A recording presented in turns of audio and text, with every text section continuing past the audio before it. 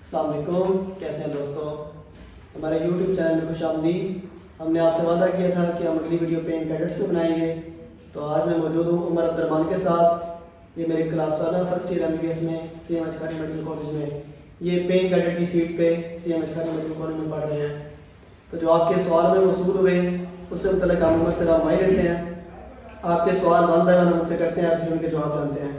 उमर, आप खुद को थोड़ा सा इंट्रोड्यूस करवाना पहले। अस्सलाम वालेकुम एवरीवन। मैं उमर अब्दुर्रहमान हूँ और मैं पेइंग कैडेट की सीट के ऊपर, जैसे मेरे कुलीग ने मुझे इंट्रोड्यूस करवाया, CM अचकारी मेडिकल कॉलेज के अंदर पढ़ रहा हूँ। और अभी हम लोग आप ही के जो कुछ सवाल हैं, कुछ क्वेरीज़ हैं, इस पूरे जो प्रोसीजर है इसके बारे में जो छोटी मोटी कन्फ्यूजन होती है उसको हम लोग इंशाल्लाह दूर करेंगे। उमर, मेरा सबसे पहला सवाल आपसे ये है कि पेइंग कैडेट्स क्या है, इनका क्राइटेरिया क्या है? अच्छा देखो, जो पेइंग कैडेट्स है ना, बेसिकली वो आर्मी की एक स्कीम है WNR की तरफ से। और ये बेसिकली स्टूडेंट्स को और कुछ ऑफिसर्स और सोल्जर्स को भी फैसिलिटेट करता है। और इसमें होता है ये कि क्योंकि पोस्टिंग की वजह से जो थोड़ी बहुत डिस्क्रिपेंसीज वगैरह आती हैं आर्मी के अंदर, उनको यूनिवर्सिटी लेवल पर आगे फैसिलिटेट किया जाता है। तो लेट्स अगर मेडिकल के अंदर या अगर इंजीनियरिंग में जहाँ भी कहीं मेरिट क्लोज होते हैं तो 0.5-1% तक नीचे जाके जो PC का मेरिट है वो भी क्लोज होता है। तो यू कैन से दैट कि जो PC की स्कीम है it is special Kota reserve for army personnel, और ये सोल्जर्स और ऑफिसर्स दोनों के लिए अप्लाई करते हैं। ठीक है, यानी आसान अल्फाज में ये कि जो भी बच्चे जिनका आर्मी बैकग्राउंड है उनके वालिदैन में से कोई एक, चाहे उनके वालिद या वालदा आर्मी में हैं, उनके बच्चों के लिए मेडिकल कॉलेज में जो स्पेशल सीट्स हैं, और ये सारे मेडिकल कॉलेज में नहीं, आर्मी के मेडिकल कॉलेज, चाहे वो आर्मी मेडिकल कॉलेज रावलपिंडी हो या नाम के मेडिकल कॉलेज हों, तो उनके अंदर जो सीट्स हैं उनको हम पेइंग कैडेट्स करते हैं। अच्छा उमर, मेरा अगला सवाल ये है कि इसके लिए क्या क्या डॉक्यूमेंट्स रिक्वायर्ड है, आप किस प्रोसेस से गुजरे? कुछ डॉक्यूमेंट्स तो ऐसे हैं जो सबके लिए कॉमन है, लेकिन स्पेशल डॉक्यूमेंट्स क्या है इसमें?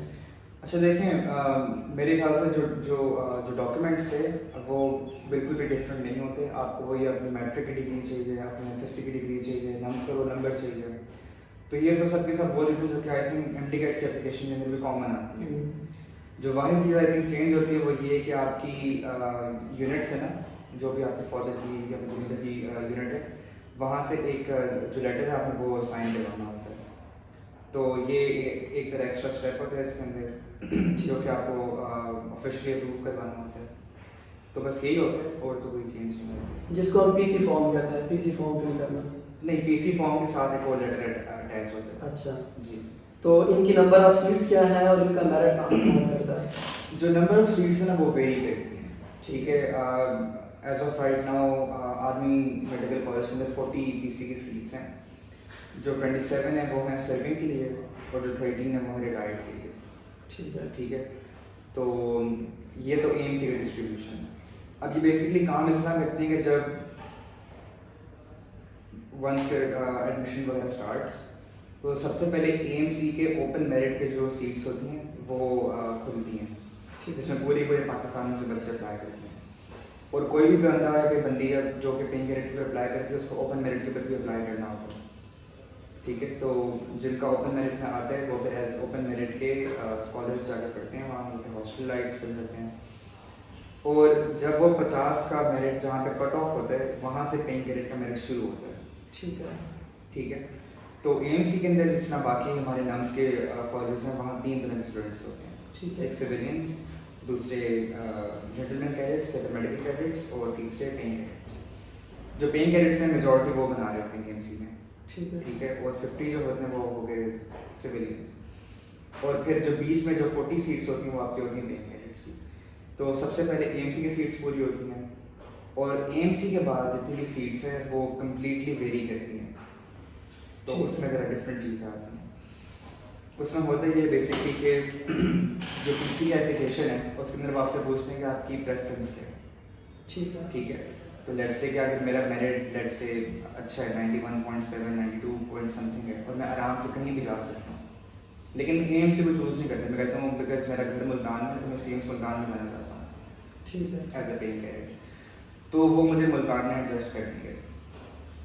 यानी ये आपके पास प्रेफरेंस का इख्तियार है, आप जिस कॉलेज को प्रेफरेंस देंगे, अगर आपका मेरिट फॉल कर रहा है वहाँ पे तो वो आपका एडमिशन वहाँ हो कर जाएगा। देंगे। एग्जैक्टली। तो जो आई थिंक जो सबसे बड़ी मिसकंसेप्शन होती है लोगों के दरमियान वो ये होती है कि मुल्तान का मेरिट हाई है खालियन से, या फिर खालियन का मेरिट हाई है मुल्तान से, या फिर लाहौर का मेरिट हाई है। इस तरह नहीं होता। हर साल जो प्रेफरेंस होती है स्टूडेंट्स की उसके पर डिपेंड करता है। अगर किसी हाई मेरिट वाले बच्चे ने मुल्तान चला गया तो उसका मुल्तान का मेरिट ज़्यादा हो जाएगा। और आई थिंक जो सबसे इंपॉर्टेंट फैक्टर होता है प्रेफरेंस देने में वो ये होता है कि आपका घर आपसे कितना करीब पड़ रहा है। ठीक है। तो आसान अल्फाज के अंदर बेसिकली मैं ये कह रहा हूँ कि जो आपकी प्रेफरेंस है वो आपका मेरिट बनाती है, या फिर किसी भी कॉलेज का मेरिट बनाती है। इसमें मिनिमम मेरिट कितना होगा? अगर पिछले साल की बात करें तो कितना मेरिट होगा मिनिमम? देखें जो मेरा मेरिट था ना इट वाज 87 पॉइंट समथिंग, 87.7 था मेरे ख्याल से जब मुझे याद करते हैं। ठीक है। और थिंग्स टर्न आउट ऐसे कि CMH खाली मेरी थर्ड प्रेफरेंस थी। तो मेरी पहली प्रेफरेंस वो CMH लाहौर थी, सेकंड मेरी AMC थी, और थर्ड मेरी CMH खालियाँ थी, बिकॉज मुझे अपने घर से सबसे करीब ये पड़ता है। तो AMC और लाहौर तो मेरे लिए आउट ऑफ क्वेश्चन थे, लेकिन अलहमदिल्ला खाली सीट भी अवेलेबल हो गई। उमर, नेक्स्ट मेरा सवाल आपसे ये है कि फ़ीस अंतर बता दें, क्या फ़ीस सारे पेइंग कैडेट्स के बराबर होती है या कम होती है या ज़्यादा होती है? अच्छा, जो फीस स्ट्रक्चर है ना वो वेरी करता है। मिनिमम 1 लाख से लेके 2,30,000 रुपीज़ पर ईयर तक जाता है ये। ठीक है। और ये वेरी इसलिए करता है बिकॉज डिफरेंट रैंक्स के लोग होते हैं। जो JCOs और जो सोल्जर्स होते हैं उनके लिए ये 1 लाख का होता है। अप टू मेजर के रैंक ये 160 होता है पर ईयर, और कर्नल एंड अबव के लिए ये 2,30,000 रुपीज़ का इनका पैकेज बनता है। ठीक। लेकिन एक बहुत इंपॉर्टेंट चीज़ जो कि नोट करने का, जो कि पेरेंट्स को बहुत लेट जाकर पता लगती है, वो ये है कि मेजॉरिटी ऑफ द जो पेइंग कैडेट्स होते हैं वो अपने शहर में नहीं पढ़ रहे होते। मेजॉरिटी ऑफ them एटलीस्ट उनको अपने शहर से, गांव से निकल के कॉलेज आना पड़ता है, मुल्तान, खालियाँ, कोयटा, कराची वगैरह। और जो पेइंग कैडेट की जो क्या नाम है फैसिलिटी है, जो फीस की रिलैक्सेशन है, वो सिर्फ ट्यूशन फीस के लिए होती है।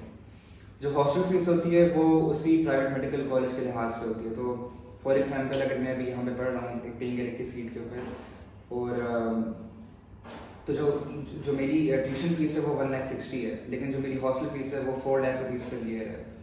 और ये इसलिए बिकॉज जो नम्स के मेडिकल कॉलेजेस हैं they are primarily private medical college जो कि नम्स के चार्टर के अंदर फॉलो करते हैं। तो जो AMC की जो ट्यूशन फीस है उसके लिहाज से हमारी ट्यूशन फीस होती है, और जो हॉस्टल फीस है वो रिस्पेक्टिव मेडिकल कॉलेज के हॉस्टल चार्जेस के लिहाज से होती है। तो कुल मिला के जो आपका टोटल है वो आप इसका कैलकुलेट कर सकते हो। ठीक है। उमर की बात का खुलासा ये है कि जो आपके पेरेंट के रैंक है उसके अकॉर्डिंग आपकी फ़ीस होगी, और ये रिलैक्सेशन आपकी ट्यूशन फीस में है। जो आपकी हॉस्टल फीस है वो जिस मेडिकल कॉलेज में आपका एडमिशन होगा उसी के मुताबिक होगी। अगर वो कम ले रहे हैं तो उसमें आपका फ़ायदा है, और कुछ मेडिकल कॉलेज तो 4 लाख भी सालाना ले रहे हैं। अच्छा उमर, मेरा अगला सवाल ये है कि पेइंग कैडेट्स बनने के नुकसान या फ़ायदे क्या हैं? इस सीट का कोई फ़ायदा है?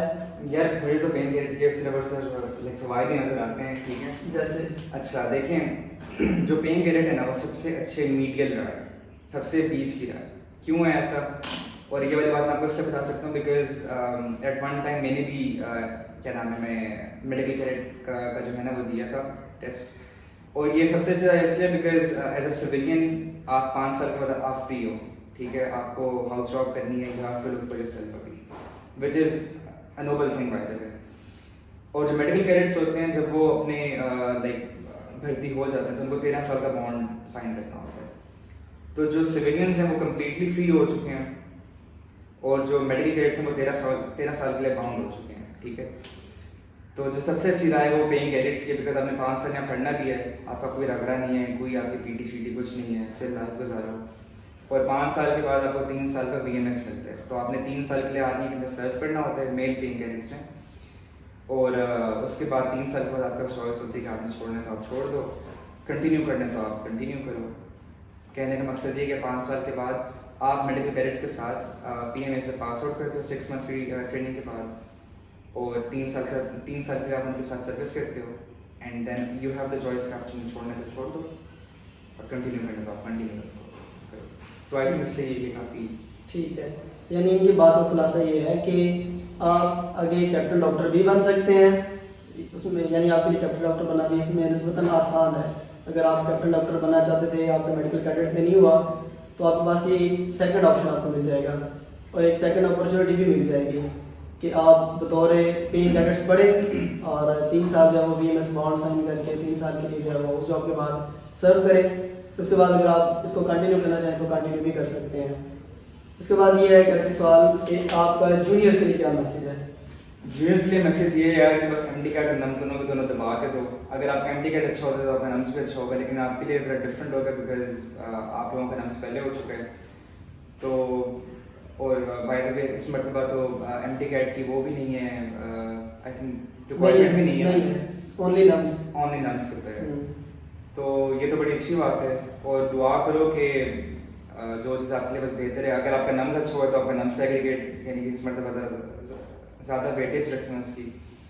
बाकी आपका MD CAT matters a lot, जितना अच्छा एमडी कैट दोगे उतने आपके अच्छे चांसेस हैं, बिकॉज पेइंग कैंडिडेट और मेडिकल कैंडिडेट ये वो चीज़ें नहीं जिनके ऊपर आप रिलाई करते हो। ये आपका एक तरह का बैकअप प्लान होता है कि अल्लाह ना करे अगर बाकी चीज़ें आपकी वर्क नहीं करी तो इस तरह बोल देगा आपकी ये वाली चीज़ भी काम कर सकती है। तो these should not be your primary concerns या फिर प्राइमरी पाथवे। चले, आपका बहुत बहुत शुक्रिया, आपका हमारा बहुत बहुत शुक्रिया। और अगर मज़ीद सवाल भी हमसे लोगों ने पूछे तो उसके लिए हम आपको मज़ीद अहमियत देंगे। बहरहाल आपका फिर भी शुक्रिया। कोई मसला नहीं है। Thank you. अस्सलाम वालेकुम।